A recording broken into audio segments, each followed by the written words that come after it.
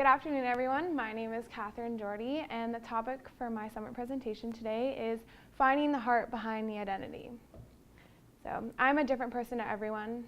You all are different people. I'm talented to some. I'm completely unknown to others. While I'm quiet to some, I'm loud and obnoxious to others. But who am I to myself, and who are you to yourself? That's what matters. 7. 1, 2, 3, 4, 5, 6, 7.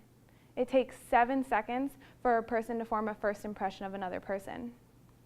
These first impressions are often based on physical appearance, how we appear to each other off of a first glance. But yet, so often we let these observations dictate who we are and who we think we are.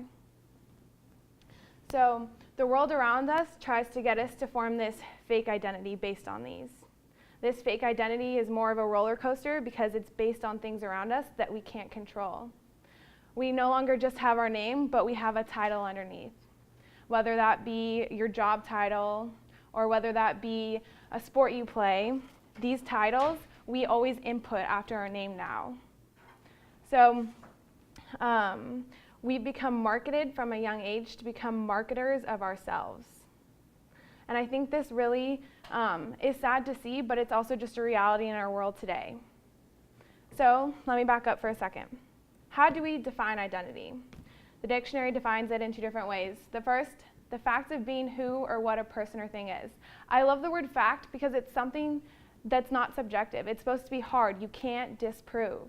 The second one, the characteristics determining who or what a person or thing is. Characteristics, it's not just one thing. They're adjectives, not actions. So everything on this earth has an identity. It's not just us as humans, but everything. Every organization, every company, it has a purpose. This is different from our vocation, and so often we link the two together. What we do defines who we are. And yes, these different things shape us, such as being a mother, being a student. All these things are a part of us, but they don't ultimately define us in the core. And so the world is going to try to get us to form these fake identities, but we shouldn't. So my question to you, and I've asked myself this same exact question, can you remember who you were before the world told you who to be? Can you? Just think about it for a second. For me personally, this journey started when I was 3 years old. When I was 3 years old, I saw the sparkly tutus and the pink satin shoes, and something clicked inside of me. I wanted to be a professional ballet dancer. And everyone goes, oh, that's a cute dream like every 3-year-old has. But I literally had someone tell me that. They go, oh, that's cute. And I go, but it's actually what I want to do with my life. And so when I was 10 years old, I started the fascinating journey of being a professional ballet dancer. I spent my summers on the East Coast with Boston Ballet, a Russian company called Bossov Ballet, and I trained like no other. Ballet consumed me. It was my life, and everybody knew it. I'd skip high school dances, I'd skip friends, I'd skip it all to go to rehearsal. I was internationally ranked on many different competitions, and I was on the road to success. But I wasn't quote-unquote happy. My happiness was defined by the competitions. It was defined by if I had a good class, if I didn't have a good class. I was known as the dancer, and that was my title underneath my name, Kathryn Doherty, the dancer. And I liked it because it gave me something to be identified by. I was no longer just another girl in the classroom, another girl in high school. I was the dancer, and people knew me by that. But God had other plans, and soon He grabbed hold of my life. My mom signed me up in between my junior and senior year for a Christian camp called J Ranch. It's similar to Hume Lake, but it's based in Northern California, and it's actually run in Alabama. And those 2 weeks, I went kicking and screaming because it meant taking 2 weeks off from dance and didn't want to go at all. But needless to say, God had other plans for me. And before this, I had grown up in a Christian home. My parents are Christians. I'd go to church when it didn't conflict with dance, but it didn't really have an effect on my life because dance was my identity. And so these 2 weeks, God completely turned my life upside down. I met Him there for the first time, and I've never met Him in a more real way. So from this point, I determined, wow, my identity is really messed up, and it's completely wrapped up in dance. And so dance was a passion of mine. I wanted to continue it. I wanted to be a professional dancer. So I tried to figure out how to balance the two. I came home and I started prioritizing, okay, I want to get involved in youth group. I want to be a follower of Christ, but how do I do so but keep dance a priority in my life? It's hard to do when you're invested in something so much time that it tends to consume you, and that's how it took my identity in the first place. So my parents, senior year, told me I had to apply for colleges. I had zero intention of going to college because when you're a dancer, you go straight out of high school into a company. So I was auditioning for companies as well as applying to colleges, but didn't really have college on the forefront.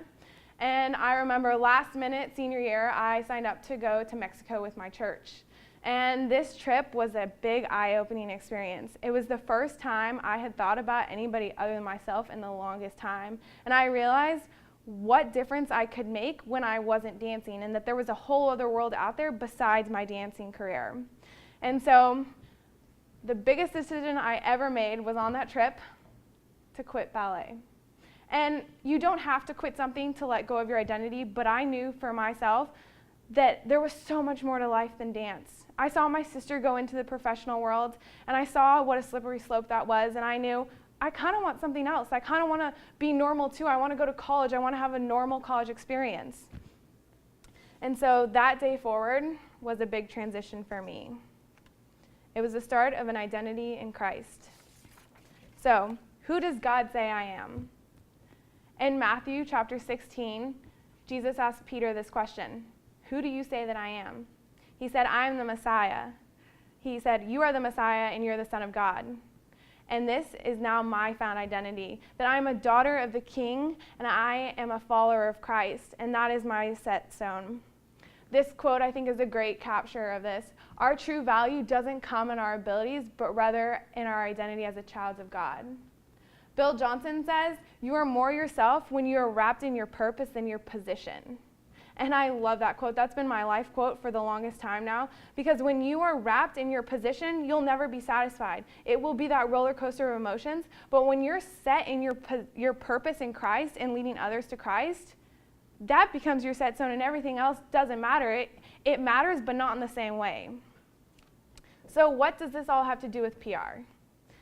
It's the reason I went into PR, but before I get to that point, we all recognize this definition. We learned it on the first day of class here in PR.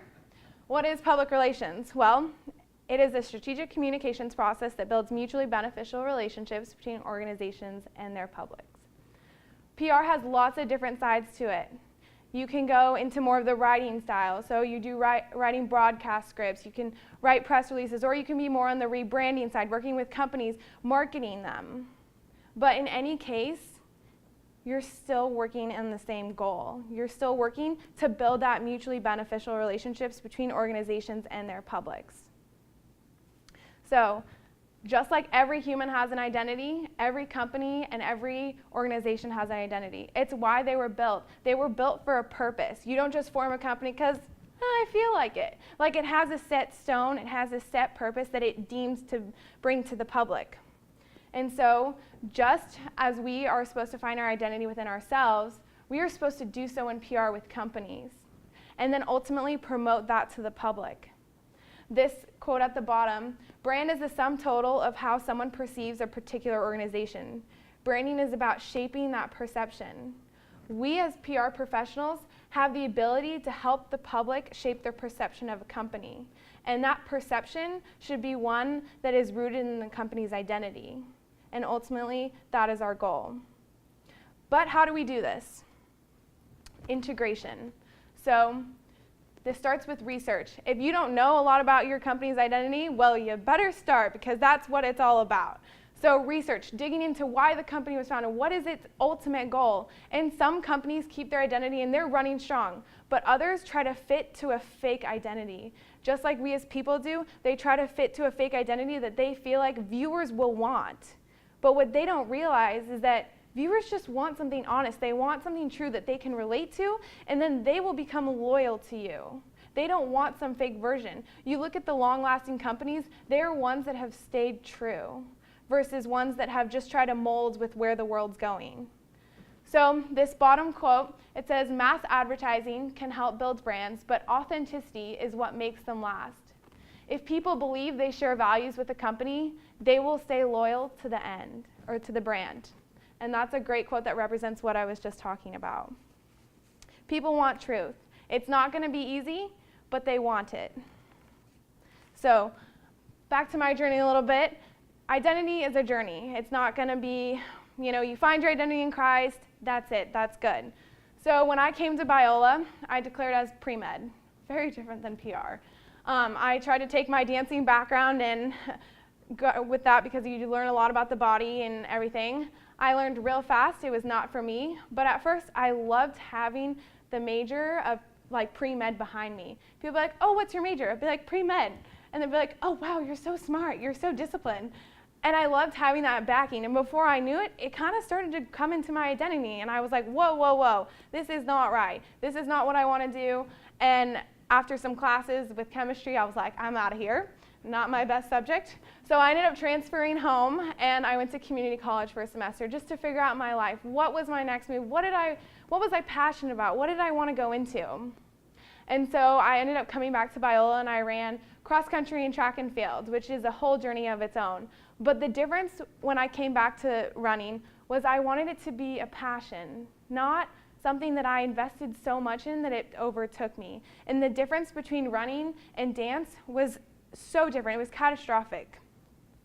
So moving on with complications. Just as I experienced complications with my journey, such as pre-med, there are complications with this in organizations and publics.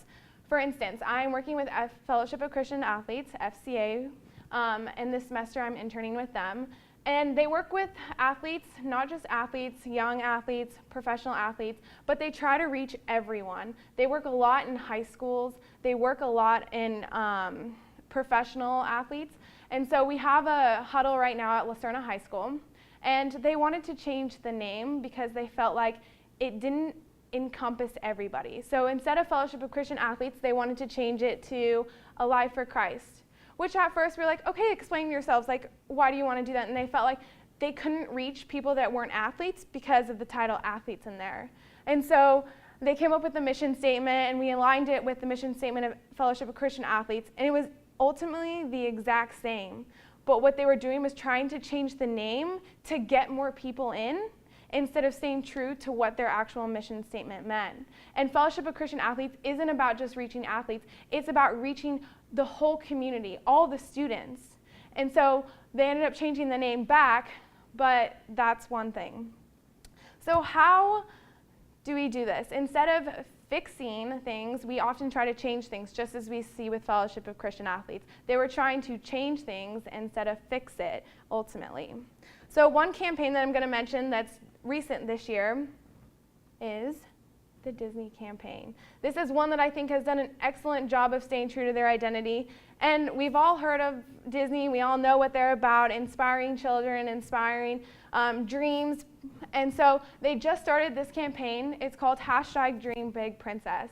This campaign, they picked photographers all around the world to go and look at girls, go and see how they view themselves and how they use Disney princesses to help them reach who they want to be and help them inspire each other. And so, as you can see, this little girl is covered in mud, but she has a princess dress on. And they're using this campaign to, they do #DreamBigPrincess. If someone likes it, if someone shares it, if they tag their own picture in it, Disney donates $1 to foundations that work with kids to help them become who they want to be ultimately. And so just as this company, Disney, has done this with this, I strive to do the same thing. I want to take identities of companies and help bring them forward to the public.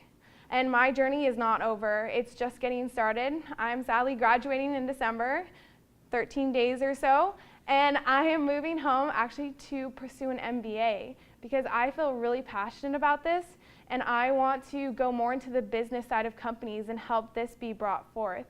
So I'm excited about the journey, and I thank you all for listening to my presentation, and if you have any questions, please feel free to ask them.